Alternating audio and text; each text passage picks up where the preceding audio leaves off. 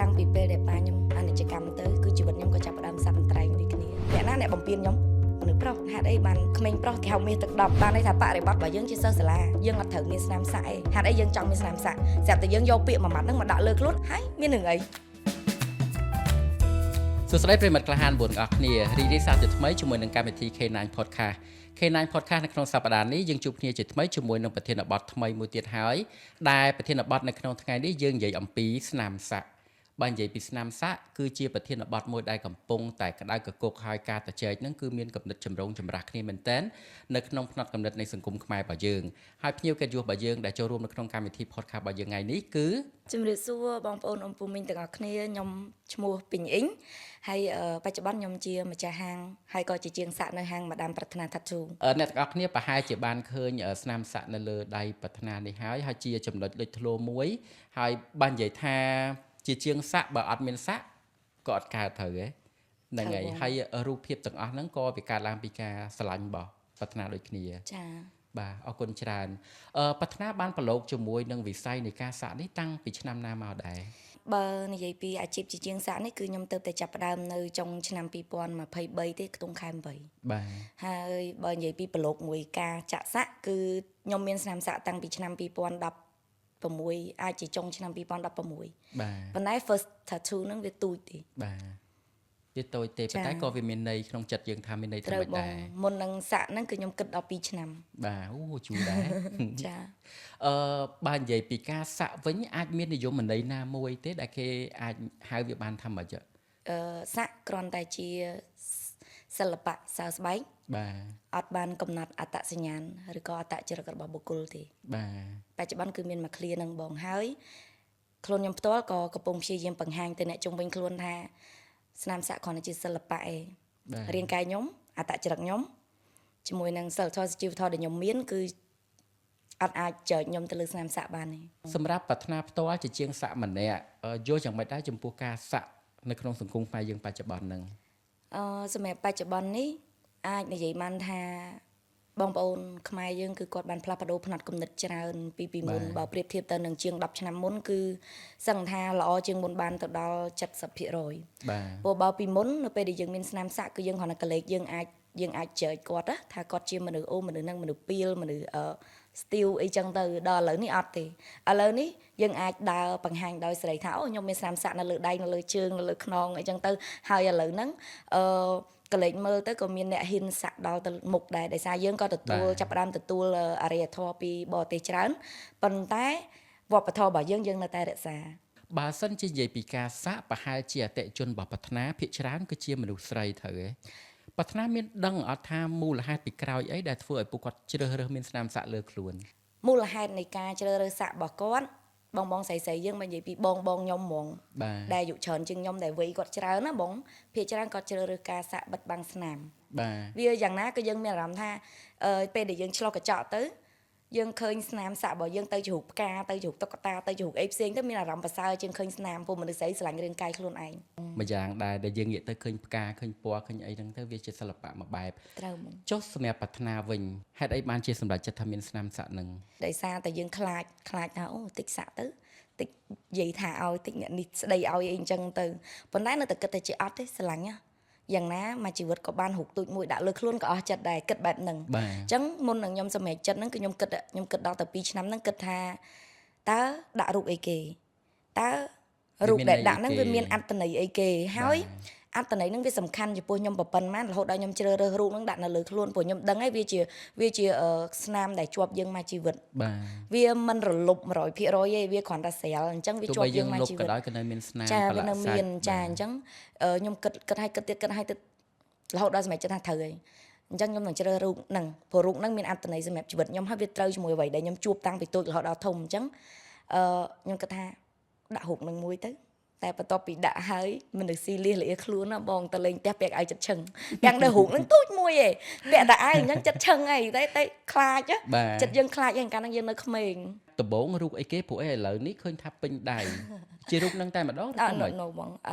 រូបដំបងនៅកែងនេះជារូបផ្កាឈូកប៉ិនមេដៃជារូបផ្កាឈូកហើយអន្តន័យរបស់វាគឺដោះចេញពីភក់ ងាយខ្លីៗបងគាត់ដោះចេញពីភក់បានន័យថាដូចយើងកើតចេញពីទីកន្លែងមួយដែលតូចទាបមិនមែនជាអ្នកមានវងតកូលខ្ពស់អីទេហើយកើតចេញពីភក់មកដោះចេញមកទ្រាំតែលូតចេញពីទឹកវាប្រើរយៈពេលយូរដល់ពេលឡើងមកខ្លាយជាទឹកផុតពីទឹកហើយទ្រាំតែកើតទៅជាផ្ការីកដោះចេញមកស្រស់ស្អាតទ្រាំតែគេប្រាថ្នាយកទៅណាគេយកទៅថ្វាយព្រះហើយខ្ញុំគិតថាជីវិតខ្ញុំប្រៀបដូចជាផ្កាហ្នឹងអញ្ចឹងឆ្លងកាត់រឿងច្រើនណាទ្រាំតែដោះផុតចេញមកខ្លាយទៅជាផ្កាគេប៉ែតតីគេប្រតិព័ទ្ធយកទៅថ្វាយព្រះអញ្ចឹងចង់បញ្ចប់គឺភាពល្អឥតខ្ចោះរបស់ផ្កាហ្នឹងគឺត្រង់ថ្វាយព្រះហ្នឹងឯងអញ្ចឹងខ្ញុំគិតថាខ្ញុំស្រឡាញ់ផ្កាហ្នឹងអ្នកទាំងអស់គ្នាប្រហែលជាបានឮប្រាថ្នានិយាយមកឃ្លាថាជីវិតប្រាថ្នាជួបរឿងច្រើនមែនទែនប៉ុន្តែដោយសារប្រធានបទរបស់យើងថ្ងៃនេះនិយាយពីស្នាមសាក់អញ្ចឹងសូមឆ្ងាយប្រធានបទបន្តិចដើម្បីឲ្យប្រាថ្នាចែករំលែកនៅរឿងខ្លះៗដែលគាត់ឆ្លងកាត់ពីមុនហើយខ្ញុំគិតថាសម្រាប់អ្នកដែលតាមដានបណ្ដាញសង្គមរបស់ប្រាថ្នាក៏ប្រហែលជាដឹងដូចគ្នាដែរថាប្រាថ្នាធ្លាប់ជួបរឿងអីខ្លះហើយគាត់ក៏បានចែករំលែកខ្លះៗមកហើយដែរប្រាថ្នាជួបរឿងច្រើនហ្នឹងអាចជារឿងអីខ្លះដែលធ្វើឲ្យខ្លួនឯងមានការចងចាំរហូតដល់ឥឡូវតាំងពីពេលដែលប៉ាខ្ញុំគាត់អនិច្ចកម្មទៅគឺខ្ញុំចាប់ផ្ដើមចងចាំហើយព្រោះកាលពីប៉ាគាត់ខូចគឺខ្ញុំអាយុ4ឆ្នាំហើយបាទហើយចាប់ពី4ឆ្នាំហ្នឹងមកគឺជីវិតខ្ញុំក៏ចាប់ផ្ដើមសាប់អន្ត្រែងដូចគ្នាចាប់ផ្លាស់ប្ដូរគឺដូចយើងលើកកញ្ជើដើរអញ្ចឹងព្រោះយើងបាត់បង់បកគោលគ្រួសារម៉ាក់គាត់ខ្លាយទៅជាស្ត្រីមេម៉ាយហើយ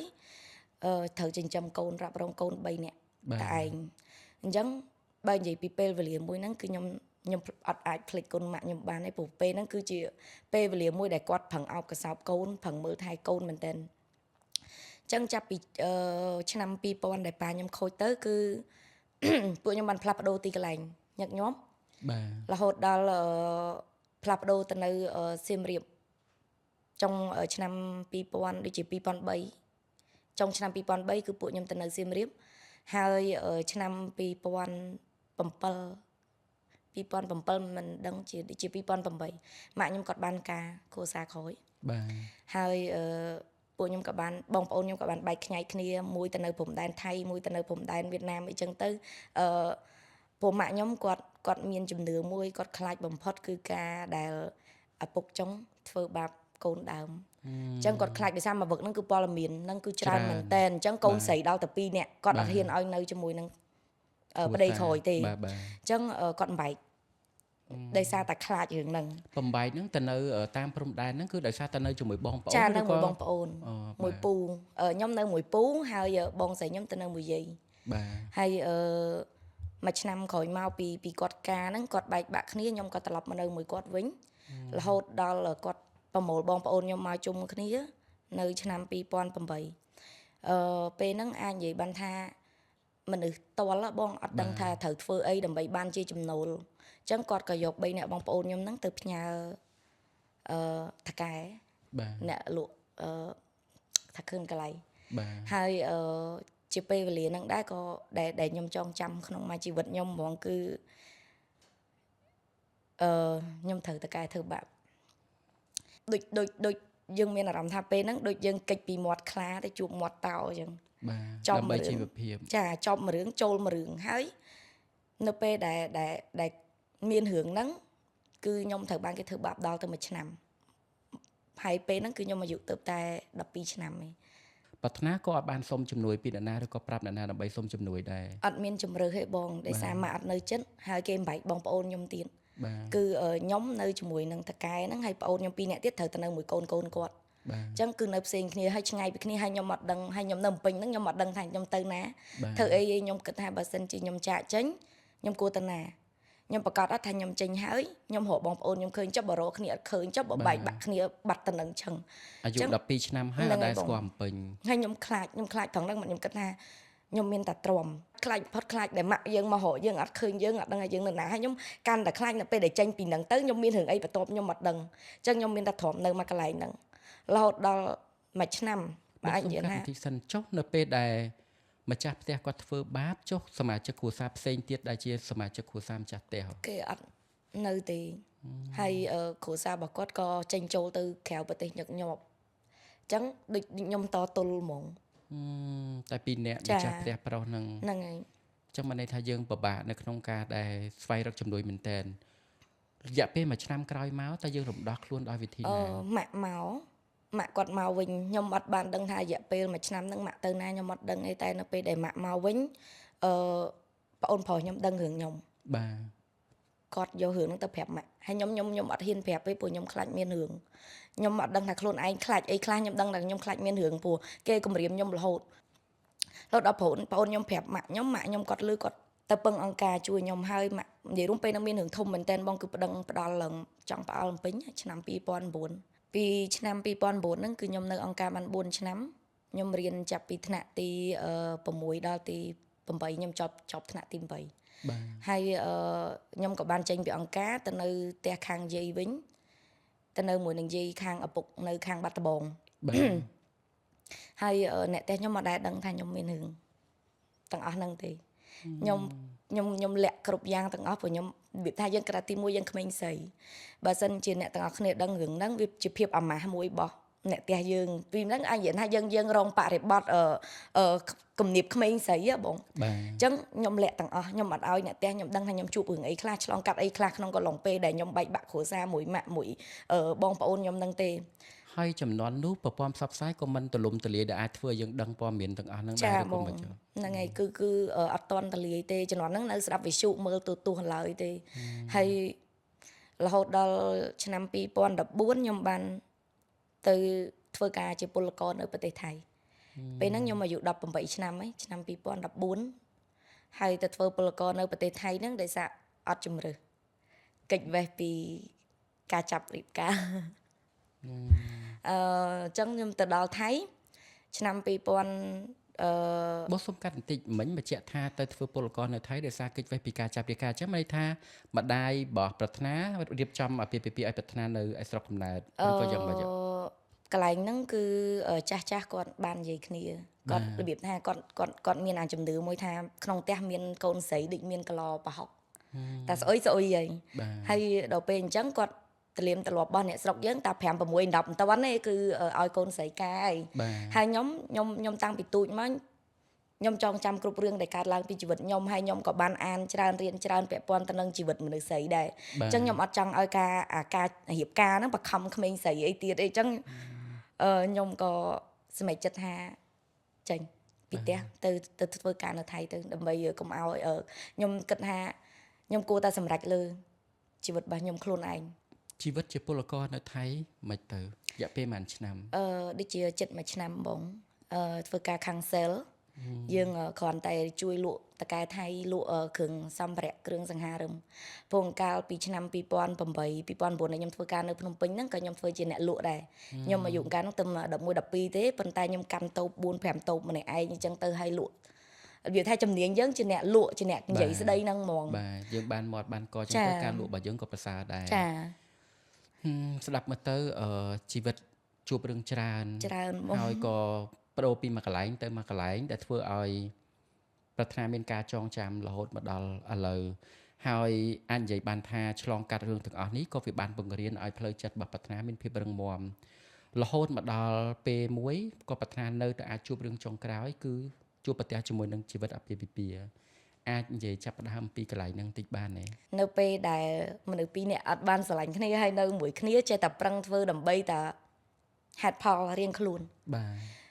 វានៅតែមានភាពបញ្ចប់វានៅតែមានឈុតបញ្ចប់អញ្ចឹងនៅពេលដែលបញ្ចប់យើងនៅតែជ្រើសរើសការចាកចេញរៀងខ្លួនតែប៉ុណ្្នឹងគេអាចនឹងនិយាយថាដោយសារតើសាក់អញ្ចឹងអីអញ្ចឹងបានជីវិតជួបរឿងអញ្ចឹងអីអញ្ចឹងដោយសារតែមានស្នាមសាក់ធ្វើឲ្យអ្នកគ្រប់គ្នាកាត់សេចក្តីថាខ្ញុំជាមនុស្សបែបណាបានន័យថាបើគេម៉ៃថាយើងជាក្មេងដំណឹងយើងធ្វើចរិតក្មេងដំណឹងតាមគេទៅបើគេម៉ៃថាមនុស្សហ្នឹងមនុស្សស្រីមានសាក់អត់ល្អជាស្រីចេះមួយធ្វើចរិតអញ្ចឹងវានឹងដូចពាក្យអីដែលគេនិយាយអញ្ចឹងប៉ុន្តែខ្ញុំចូលចិត្តប្រឆាំងគំនាបអីក៏ដោយដែលគៀបមកលើក្មេងស្រីឬក៏មនុស្សស្រីហ្នឹងខ្ញុំចង់ឲ្យអ្នកទាំងអស់គ្នាបដូរផ្នត់គំនិត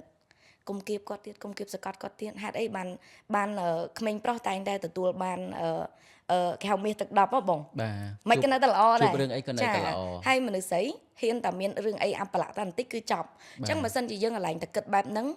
មនុស្សស្រីណាមានកម្លាំងចិត្តក្នុងការតស៊ូក្នុងឆាកជីវិតទៀតបងអញ្ចឹងខ្ញុំតាំងចិត្តថាអត់ទេខ្ញុំកើតឡើងនៅក្នុងជីវិតមួយដែលកើតមកជាមនុស្សស្រីហេតុអីត្រូវរងអយុត្តិធម៌អញ្ចឹង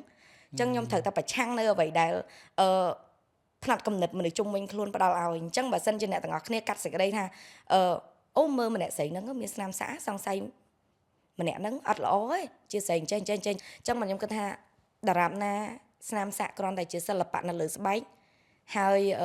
អត្តចរិតរបស់ខ្ញុំអត់បានផ្លាស់ប្ដូរផ្នែកកំណត់របស់ខ្ញុំគឺជាមនុស្សថ្មីមនុស្សអភិវឌ្ឍខ្លួនហើយសិលធម៌និងសុជីវធម៌របស់ខ្ញុំជាមួយនឹងបងប្អូនពូមីងសាច់ញាតិជុំវិញខ្លួនជាភ្ញៀវជាអីក៏ដោយតារាបណាខ្ញុំមានប្រពន្ធនឹងនៅក្នុងខ្លួនណាបង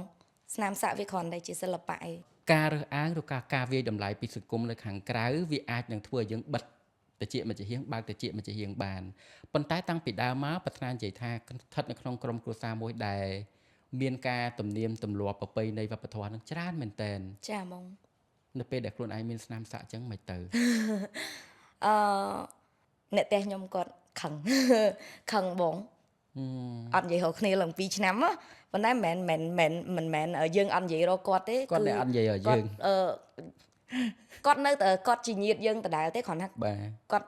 បើយរៀងបើយមួយយើងអញ្ចឹងណាជួបគាត់និយាយយើងជំរាបសួរគាត់ឆ្លើយមួយយើងធម្មតាគាត់ថាបើយរៀងបើយងើយអីចឹងទៅហើយខ្ញុំនៅតែរក្សាគាត់ថាជួបគាត់នៅតែជំរាបសួរម៉ែយាយអ៊ំពូមីងអីចឹងទៅហើយរហូតដល់ខ្ញុំមានគ្រួសារខ្ញុំចាប់ផ្ដើមមានស្នាមសាក់អស់មួយដៃហ្នឹងខ្ញុំបានតាំងចិត្តឲ្យថាខ្ញុំនឹងប្រឈមមុខគ្រប់រឿងទាំងអស់មិនថាម៉ាក់ខ្ញុំក៏ដោយបងខ្ញុំក៏ដោយអ៊ំខ្ញុំក៏ដោយយាយខ្ញុំក៏ដោយអ្នកណាក៏ដោយខ្ញុំឈប់ខ្វល់ហើយខ្ញុំតាំងចិត្តថា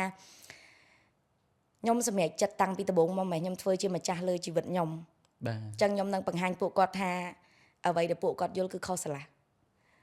ហើយខ្ញុំតាំងចិត្តឲ្យថាប្រឆាំងនៅផ្នែកគំនិតដែលពួកគាត់មានខ្ញុំនឹងធ្វើឲ្យពួកគាត់ផ្លាស់ប្ដូរផ្នែកគំនិតដែលខ្លួនឯងថាកន្លែងហ្នឹងនៅពេលដែលយើងរឹងមាំពេលយើងចង់ប្រើជីវិតហ្នឹងជារបស់យើងដែលគាត់និយាយថាឃើញហ៎ចាប់ផ្ដើមមានសាក់មានអីចាប់ផ្ដើមរឹងចាប់ផ្ដើមដុសស្លាបអានេះដូចពាក្យគាត់និយាយអត់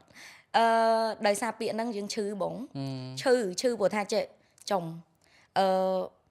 យើងខំប្រឹងមកប៉ុណ្្នឹងហើយគាត់នៅតែមានពាក្យស្ដីដាក់យើងថាយើងជាមនុស្សដោះស្លាប់មនុស្សមានអីបាក់ស្ដាប់ហ៎បងខ្ញុំតាំងថាខ្ញុំនឹងបដូរគាត់ខ្ញុំនឹងបដូរគាត់តែអត់បានបដូរខ្លួនឯងទេខ្ញុំគ្រាន់តែចាក់សាក់តែខ្ញុំអត់បដូរខ្លួនឯងទេខ្ញុំអត់បដូរត្រង់ណាគឺអត្តចរិតខ្ញុំនៅតែជាមនុស្សដែលអោនលំទោនខ្ញុំនៅតែជាមនុស្សដែលទៅដល់ផ្ទះដាំបាយធ្វើម្ហូបបោះជូតរៀបចំគ្រប់បែបយ៉ាងអញ្ចឹងទៅយើងរបៀបថាដោយសារក្នុងផ្ទះយើងគឺតម្រូវឲ្យមនុស្សស្រីជាអ្នកធ្វើទាំងអស់តែទោះបីជាគាត់មិនតម្រូវក៏យើងដឹងតួនាទីយើងថាយើងត្រូវតែរៀបត្រូវតែធ្វើដែរអញ្ចឹងយើងនៅតែធ្វើនៅតែអីអញ្ចឹងទៅហើយនៅពេលដែលគាត់ចាប់ផ្ដើមកត់សម្គាល់អត្តចរិតខ្លាំងនៅពេលដែល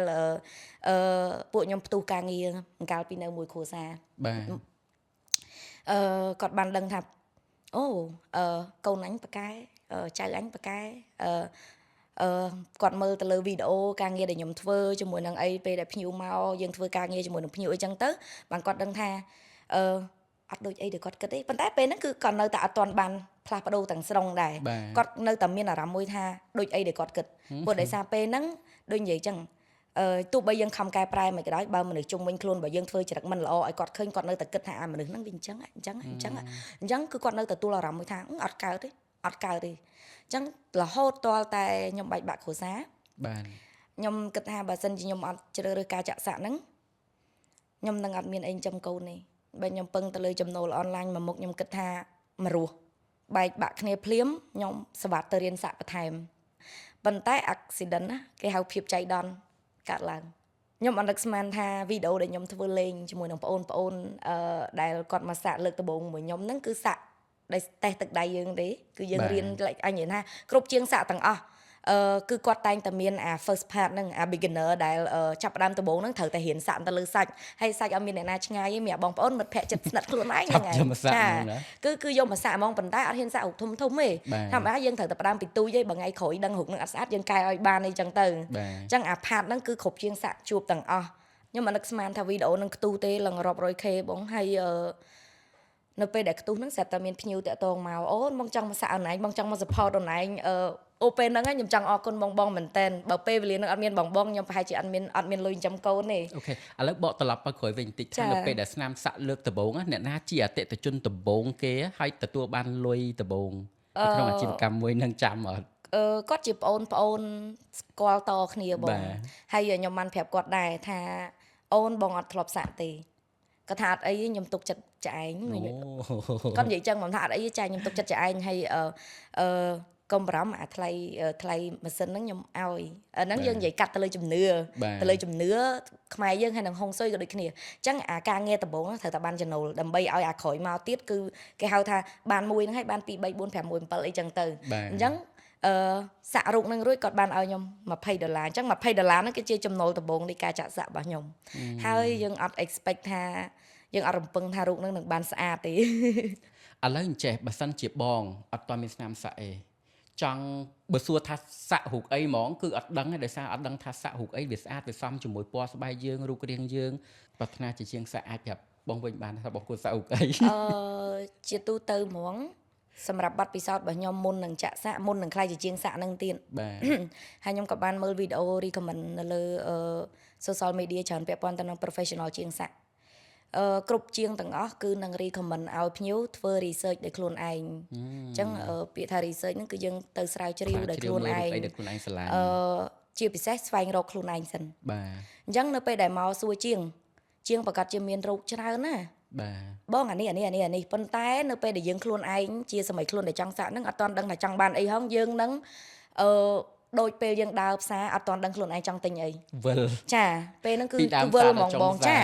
ឧទាហរណ៍ថាយើងចង់ទិញអាវតែក្នុងចិត្តយើងអត់ទាន់ទិញអីហ្នឹងយើងអត់ទាន់ដឹងថាម៉ូតអាវហ្នឹងចង់បានម៉ូតអីស្រាប់តែយើងដើរទៅឃើញ200ម៉ូតស្រឡាញ់ទាំងអស់យកមួយណានៅអត់ដឹងទេតែនៅពេលដែលយើងសម្រេចចិត្តរើសមកដល់ផ្ទះដឹងស្ដាយក្រោយដឹងចិត្តយកម៉ូតមួយហ្នឹងគាត់ជាយកម៉ូតមួយនេះហីអារម្មណ៍នឹងដូចគ្នាបងអញ្ចឹងខ្ញុំចង់ឲ្យភ្ញៀវទាំងអស់ធ្វើ research ដោយខ្លួនឯងសិនកុំបង្ខំអ្វីដែលសំខាន់មួយទៀតសំខាន់មែនតើយើងប្រើពាក្យថារស់នៅជាខ្លួនឯងកុំខ្វល់ពីសម្ដីអ្នកជុំវិញខ្លួនអត់ទេយើងរស់នៅមួយសង្គមយើងត្រូវបរិបត្តិផ្លាស់ប្ដូរខ្លួនឯងវិវត្តខ្លួនឯងទៅតាមសង្គមដូចគ្នាមិនមែនបានន័យថាកុំខ្វល់ហើយធ្វើអីធ្វើហែងឆ្លាញ់អីហែងដាក់ហ្នឹងណូបងដាក់ទៅអញ្ចឹងណាយើងត្រូវមើលទៅលើបរិបត្តិជុំវិញខ្លួនឥឡូវឧទាហរណ៍ថាយើងជាសិស្សសាលាបានន័យថាបរិបត្តិរបស់យើងជាសិស្សសាលាយើងអត់ត្រូវមានស្នាមសាក់ទេហេតុអីយើងចង់មានស្នាមសាក់ស្រាប់តែយើងយកពាក្យមួយម៉ាត់ហ្នឹងមកដាក់លើខ្លួនអញខ្វល់អញទៅសាក់ហើយមានរឿងអីអ្នកជុំវិញខ្លួនមើលមកយើងសមអត់ប្រកាសជាអត់សមទេហើយគេវាយតម្លៃយើងជាមនុស្សបែបណាអូក្មេងហ្នឹងទំនើងក្មេងហ្នឹងអត់ល្អក្មេងហ្នឹងជាក្មេងដែលអត់ស្ដាប់ប្រកបក្មេងហ្នឹងអត់គិតពីអនាគតវែងឆ្ងាយគេនឹងកាត់សេចក្តីទៅបែបហ្នឹងមួយទៀតឥឡូវឧបមាថាយើងនៅក្នុងបរិបត្តិធ្វើការជុំរាជការងារជាមួយនឹងអ្នកធំច្រើនមួយអីច្រើនស្រាប់តែយើងលេងមានអាស្នាមសាក់កវេមក្បាមដូចក្មេងស្ទីលបច្ចុប្បន្នអីតិចអីឆ្នោតអីចឹងណាបងសួរថាសមអត់ប្រកាសជាអត់សមទេប្រកាសជាកសែភ្នែកអ្នកជុំវិញខ្លួនសួរថាចំមនុស្សនឹងអត់ចេះគិតទេបានតែសាក់រូបអញ្ចឹងត្រង់ហ្នឹងដែលខ្ញុំចង់និយាយថាបរិបត្តិសង្គមគឺយើងត្រូវវិវត្តខ្លួនទៅអ្វីដែលផ្ដល់នៅជុំវិញខ្លួនយើងកុំធ្វើហើយស្ដាយក្រោយតាមក្រោយភាគច្រើននៅពេលដែលអតិថិជនគាត់ទៅទទួលសេវាកម្មសាក់ពីប្រាថ្នាភាគច្រើនគាត់មានគំនិតខ្លួនឯងហើយស្រេចទេឬក៏គាត់នៅតែសួរជាងដើម្បីផ្ដល់ជាយោបល់នៅក្នុងការផ្ដល់ស្នាមសាក់ហ្នឹងភ្ញៀវភាគច្រើនដូចនិយាយពីដំបូងគឺគាត់ជ្រើសរើសការកែស្នាមច្រើនអញ្ចឹងដំបូងឡើយគាត់តែងតែមានរូបដែលគាត់ជ្រើសរើសមកហើយប៉ុន្តែនៅពេលដែលមកដល់ខ្ញុំតែងតែមើលទៅលើការតុបតែងខ្លួនរបស់ភ្ញៀវមើលទៅលើអត្តចរិតបងម្នាក់យើងគ្រាន់តែកលេចមិនចើចមិនកាត់សេចក្តីមនុស្សហ្នឹងទេប៉ុន្តែយើងអាចនិយាយបានថាយើងអាចមើលដឹងថាគាត់គឺជាមនុស្សសភាពរៀបសារឬក៏ជាអ្នកលេងខ្លួនអ្នកស៊ីវិល័យឬក៏បែបម៉េចយើងមើលដឹងអញ្ចឹងត្រង់ហ្នឹងយើងមិនមែនកាត់សេចក្តីគាត់ថាមនុស្សស្រីឬក៏មនុស្សប្រុសហ្នឹងមនុស្សមិនទេគឺយើងមើលទៅលើការតែងខ្លួនរបស់គាត់ហ្នឹងអាចសម័យថាគាត់មនុស្សសុភាពស៊ីវិល័យឬក៏តាន់សម័យឬក៏បែបណាអញ្ចឹងត្រង់ហ្នឹងគឺយើងត្រូវប្រកាសថាយើងជ្រើសរើសរូបភាពដែលស័ក្តិសមជាមួយនឹងការធ្វើខ្លួនរបស់គាត់ម៉ូតសាក់វាមានមួយឆាវដូចម៉ូតកៅអៅអញ្ចឹងប្រកាសអត់ថាបងស្រឡាញ់រូបនឹងហើយបងនឹងអត់ស្ដាយក្រោយទៅថ្ងៃក្រោយអញ្ចឹងបើសិនជាគេជាអ្នកដែលលេងខ្លួនស៊ីវិល័យបងគេនឹងមនុស្សដែលលេងខ្លួនស៊ីវិល័យច្រើនតែស្រឡាញ់ខ្លួនបងស្រឡាញ់ខ្លួនអញ្ចឹងគេដឹងតែគេធ្វើខ្លួនរហូតគេវិវត្តអាការស្លៀកពាក់របស់គេហៃសូរៀបចំខ្លួនគេអីចឹងទៅពណ៌សក់អីចឹងទៅអញ្ចឹងស្នាមសាក់ហ្នឹងវាតែងតែ fit មួយ body គេហើយស្រាប់ដល់ពេលយើងជាមនុស្សដែលសុភាពទៅដាក់អាស្នាមសាក់ដែលកំពុងពេញនិយមហ្នឹងគិតថាសមមួយខ្លួនយើងអត់វាពិបាកហើយអ្វីដែលកាន់តែពិបាកគឺការស្ដាយក្រោយបន្ទាប់ពីសាក់ហើយដឹងអញ្ចឹងអត់ដាក់រូបហ្នឹងឯងមើលទៅដូចឈួតអញ្ចឹងវាអញ្ចឹងវាត្រង់ហ្នឹងហ្មងស្ដាប់ប្រាថ្នាហើយមានអារម្មណ៍ថាខ្ញុំត្រូវការប្រើពេលរយៈពេល3ឆ្នាំដើម្បីស្វែងរកស្នាមសាក់អញ្ចឹងនៅពេលដែល3ឆ្នាំក្រោយខ្ញុំនឹងមានមុខទទួលប្រាថ្នា អ្នកទាំងអស់គ្នាខ្ញុំមិនដឹងថាខ្ញុំគួរតែមានស្នាមសាក់រូបអីព្រោះអីកំពុងមើលខ្លួនឯងថាគួរសាក់អីឲ្យសមហើយនៅពេលដែលយកកំណត់ហ្នឹងទៅនិយាយជាមួយប្រាថ្នានឹងមានកំណត់អីបន្ថែមមកទៀតអញ្ចឹង3ឆ្នាំក្រោយចាំយូរគ្នា កុំយូរពេក ងំបាទតែយន្តមួយហ្នឹងសូមរៀងយូរតិចណាប្រាថ្នាបាទអរគុណមកចំណុចទៀតតាក់ទងទៅនឹងការសម្រេចចិត្តនៃការសាក់វាការប្រើប្រាស់មជុលអានេះវាផ្អែកទៅលើរឿងសុខភាពរឿងអីតិចហើយ ចាបង តើគួរតែគិតគូរពីសុខភាពខ្លួនឯងឧទាហរណ៍ឥឡូវហ្នឹងមានបញ្ហាសុខភាពដូចទឹកនោមផ្អែមដូចអីអញ្ចឹងតើយើងចេះតែចាក់រហូតទេឬក៏យើងសួរនាំគាត់ពីបញ្ហាអីខ្លះដែរ បញ្ហាហ្នឹងគឺជាទៅជាងគាត់អាចនឹងធ្វើប្រហែលហើយ បាទ ប៉ុន្តែជាភ្ញៀវអានេះនៅក្នុងpodcast អញ្ចឹងខ្ញុំសូមនិយាយឲ្យដឹងតែម្ដង បាទ ជាភ្ញៀវគាត់ត្រូវតែដឹងខ្លួនឯងទៅលើសុខភាពខ្លួនឯងផ្ទាល់ បាទ ទីមួយគាត់ត្រូវ check up ថាគាត់ត្រូវមានជំងឺទឹកនោមផ្អែមឬក៏ទឹកនោមប្រៃឬក៏លើសឈាមអត់ បាទ គាត់ជាមនុស្សដែលឆាប់សើតបានន័យថាមានជំងឺស្រើតហ្នឹងអាចជំងឺបេះដូងហ៎បង បាទ ភ័យខ្លាចញាប់ញ័រឬក៏ជាមនុស្សដែលខ្សោយងាយនឹង pass out like ងាយនឹងសន្លប់អីចឹងអត់ បាទ គាត់ត្រូវដឹងខ្លួនគាត់ប្រហែលចំណុចហ្នឹងថាមានអត់អញ្ចឹងបើសិនជាគាត់អត់មានទេ 100% 100%មកគឺគាត់អាចចាក់សាក់បាន បាទ តែបើក្នុងលក្ខខណ្ឌគាត់មានជំងឺហ្នឹងគឺយល់ល្អគាត់គួរទៅ check up ជាមួយនឹងពេទ្យសិនបើពេទ្យ confirm ថាអត់អីទេសម្ពាធឈាមឬក៏សុខភាពអ្នកឯងអាចចាក់សាក់បានអ្នកឯងចាក់ទៅហើយជាងនឹងទៅធ្វើឲ្យប៉ុន្តែជាងនឹងប្រាប់បន្ថែមនៅវិធីការពារបន្ទាប់ពីសាក់ហើយ ការរើសអើងទៅលើស្នាមសាក់ក៏នៅតែមានយើងគិតថាមិនអត់ទេ ចា ប៉ុន្តែ បង ស្នាមសាក់មួយគឺមានតម្លៃថ្លៃ ចា ដែលអ្នកខ្លះគាត់រហូតដល់គាត់ចង់សាក់គាត់ត្រូវសន្សំតម្រាំបានមានលុយទៅសាក់ត្រង់ចំណុចហ្នឹងប្រាថ្នាគិតមិនដែរ ខ្ញុំលើកឧទាហរណ៍ទៅលើភ្ញៀវខ្ញុំម្នាក់គាត់ថាគាត់ជាមនុស្សម្នាក់ដែលគាត់ចូលចិត្តស្នាមសាក់ទេហើយគាត់ស្អប់ស្នាមសាក់ហ្មងគាត់ឲ្យតែឃើញមនុស្សមានស្នាមសាក់គាត់តែងតែចែកមិន បាទ ប៉ុន្តែនៅពេលដែលគាត់មើលវីដេអូរបស់ខ្ញុំដែលខ្ញុំបង្ហោះជារឿយៗទៅលើបណ្ដាញសង្គមទាំង Facebook ទាំង TikTok អីចឹងទៅគឺគាត់ចាប់ផ្ដើមផ្លាស់ប្ដូរគំនិតគាត់ថា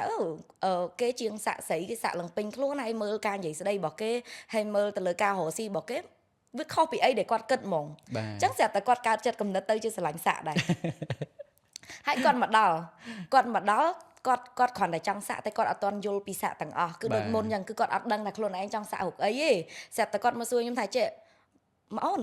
ដៃខ្លួនឯងមកកណាប់ហ្នឹងណាច្រើនអញ្ចឹងឈឺបងឈឺតែឈឺធម្មតាឈឺតិចតិចទេហើយយូរបងខ្ញុំធ្វើឡើងប្រហែលដង5 6ដងអញ្ចឹងណាហើយម្ដងប្រហែលម៉ោង4 5ម៉ោងអីយើងចេះតែប្រាប់គាត់ទៅតាមយើងជួបអញ្ចឹងហ្នឹងហើយបងស្រាប់តែគាត់សួរហ្មងចោះម្ដាយហ្នឹងអូនឯងអស់ប្រហែលប៉ុន្មានចិត្ត 2000 គាត់ថាចេះគាត់ចំហមាត់បើកភ្នែកធំអីចឹងណា បាទ 2000ហើយកាលអញឌីលគេហ្នឹងអញឌីលអ្នកមាន អញ្ចឹងបានន័យថា ខ្ញុំអង្គុយសើច អ្នកដែលមានស្នាមសាក់គឺ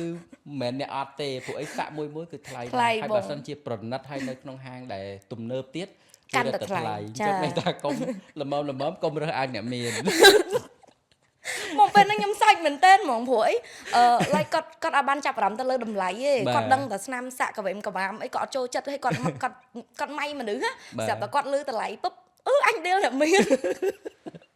ហើយខ្ញុំមិនមែនថាពេលហ្នឹងខ្ញុំមិនមែនយើងស្ដាប់ហើយយើងទទួលអារម្មណ៍ថាយើងអ្នកមានមិនមែនទេព្រោះយើងទៅធ្វើម្ដងបន្តិចយើងអស់ដូចថាម្ដង100 150 200អីអញ្ចឹងទៅអញ្ចឹងយើងសរុបមកវាចិត្ត 2000 ដែរ 2000 ហ្នឹងឯងអញ្ចឹងដល់ពេលគាត់លឺគាត់អញឌីលអ្នកមានខ្ញុំសើចគាត់ថាបងអ្នកចាក់សាសតែគេហ៊ានលេងអស់ម្ដាយមួយជើងហើយមិនមែនគេអត់លុយ នៅក្នុងពេលបច្ចុប្បន្ននេះខ្ញុំឃើញមានការបង្កើតក្រុមឬក៏ការកសាងបណ្ដាញនៅក្នុងចំណោមអ្នកសាក់ទាំងអស់នៅស្រុកខ្មែរក្នុងគោលបំណងឲ្យដែរការបង្កើតហ្នឹងប្រហែលជាប្រាថ្នាក៏នៅក្នុងចង្កោមនឹងដូចគ្នា ការជួបជុំនេះគឺជាការបង្កើនក្រុមដើម្បីអភិវឌ្ឍខ្លួនយើងផ្ដល់ចំណេះនិងជំនាញឲ្យគ្នាទៅវិញទៅមកផ្លាស់ប្ដូរចំណេះហើយផ្លាស់ប្ដូរបទពិសោធន៍ហើយក៏ដូចជាបរិញ្ញាពីគ្នាទៅវិញទៅមកថាការសាក់ហ្នឹងគួរអភិវឌ្ឍបែបណាគួរទៅដល់ចំណុចណាហើយតើយើងគួរអភិវឌ្ឍបែបណាតទៅមុខទៀតហើយតើថ្ងៃអនាគតយើងរួបរวมគ្នាហ្នឹងគោលដៅយើងតែមួយទេគឺប្រកួតប្រជែងនៅលើឆាកអន្តរជាតិដើម្បីអីឲ្យប្រទេសយើងល្បីទៅលើឆាកអន្តរជាតិទៅផ្នែកសាក់ហ្នឹងដូចគ្នាថាប្រទេសយើងមានអរិយធម៌របស់យើងមួយដែលជាអរិយធម៌ចំណាស់ដូចគ្នាអញ្ចឹងត្រង់ហ្នឹងឯងបងជាមូលហេតុធំខ្ញុំគិតថារៀមច្បងគាត់មានមូលហេតុហ្នឹង អរគុណច្រើនឥឡូវនេះកម្មវិធី K9 Podcast របស់យើងបានដល់ទីបញ្ចប់ដែរហើយខ្ញុំក៏បានសួរសំណួរដែលខ្ញុំអត់ដឹងច្រើនអស់ហើយដែរ ប៉ុន្តែឥឡូវនេះកម្មវិធី K9 Podcast របស់យើងបានដល់ទីបញ្ចប់ហើយអញ្ចឹងប្រាថ្នាមានអីនិយាយបន្តិចទេទៅកាន់អតិថិជនដែលជាអ្នកសាក់ហើយនឹងនិយាយពីការសាក់ជាទូទៅនៅក្នុងប្រទេសយើងនេះ ក្នុងនាមខ្ញុំជាជាងចាក់សាក់ម្នាក់អ្វីដែលខ្ញុំ recommend ទៅកាន់បងប្អូនគឺមុននឹងសម្រេចចិត្តចាក់សាក់សូមជ្រើសរើសនិងគិតឲ្យបានម៉ត់ចត់ហើយចង់ផ្ដែផ្ដាំទៅកាន់អ្នកជុំវិញខ្លួនសូមផ្លាស់ប្ដូរផ្នត់គំនិតកុំកាត់សេចក្តីមនុស្សដែលមានស្នាមសាក់ថាគាត់ជាមនុស្សមិនល្អយើងអាចសង្កេតមើលបានទៅលើអត្តចរិតកាយវិការនិងចេតនារបស់គាត់អញ្ចឹង